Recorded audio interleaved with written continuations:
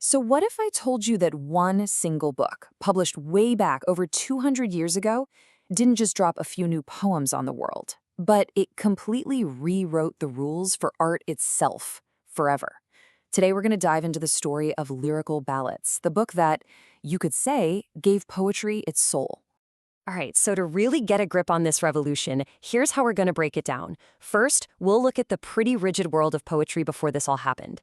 Then, we'll get into the manifesto that just blew it all apart, the radical new rules it laid out, the two friends behind the whole thing, and, finally, why its legacy is still shaping the stories we all love today.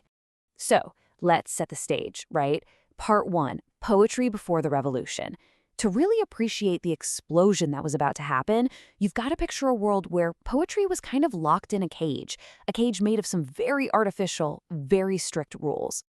And that really gets to the heart of it.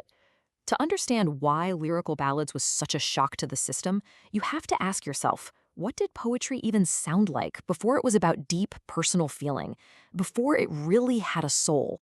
And this slide, well, it really lays out the battleground. On one side, you had the old way, the neoclassical style. We're talking fancy, artificial language, diction as they called it, used to write about gods and kings and big formal subjects. It was poetry for the elite, you know? But on the other side, this new romantic vision was starting to bubble up, and it wanted to use the real language of everyday people to talk about common life, a total 180. And that massive shift brings us right to our second section, the Manifesto of 1798. This was the book that didn't just bend the rules. Oh no, it completely shattered them. So what was Lyrical Ballads exactly? Well, it was a collection of poems published in 1798 by two friends, William Wordsworth and Samuel Taylor Coleridge. And pretty much from the moment it hit the scene, it became the unofficial manifesto for a brand new movement, English Romanticism. Now, the book's impact wasn't just one big bang. It was more like rolling thunder. It was first published in 98, yeah, but it was the second edition in 1800 that really lit the fuse. Why? Because Wordsworth added his now famous preface. Then he expanded on that in 1802, turning it into this full-on defense of their new style. That explanation, it became almost as important as the poems themselves. And this brings us to the ideas themselves, what we're calling Wordsworth's radical new rules. Because this wasn't just a defense, it was practically a how-to guide, how to write poetry for everyone. In that preface, Wordsworth laid out his core principles, and wow, they were a direct attack on the old way. First, he argued that poets have to use the real language of ordinary people. No more of that flowery, fake speech. Second, subjects should come from common rural life. And the whole point of this?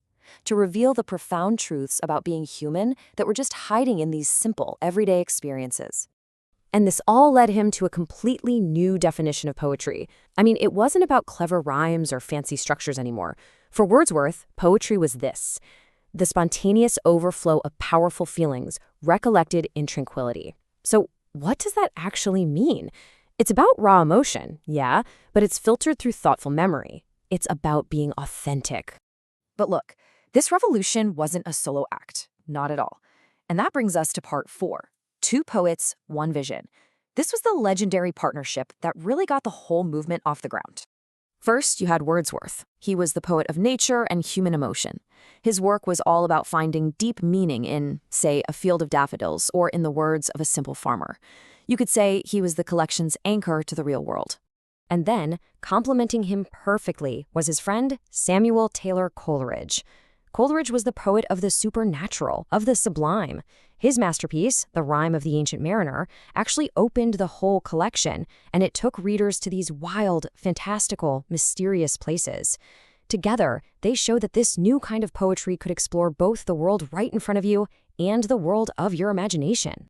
Which brings us to our final and maybe most important section, the legacy. After all this, why are we still talking about this book more than 200 years later? Why does it still matter? You can really boil its impact down into 3 huge transformative steps.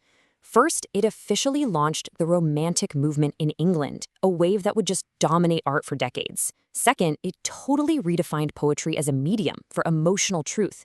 It suddenly became about what you feel, not just what you think. And third, it put imagination and accessibility front and center, making poetry for everyone, not just a privileged few. So the biggest takeaway here is this. Lyrical Ballads wasn't just arguing for a new style. It was fighting for a whole new purpose for art itself, a purpose that was all about connecting us to our own feelings, to each other, and to the wonder hiding in the world all around us. And that leaves us with one last, really fascinating question to chew on. When you think about it, from a heartfelt pop song on the radio to a gritty, realistic film, the DNA of Lyrical Ballads is everywhere. So how do these ideas from over 200 years ago, ideas about authentic feeling and ordinary life, still define the very stories we choose to tell today?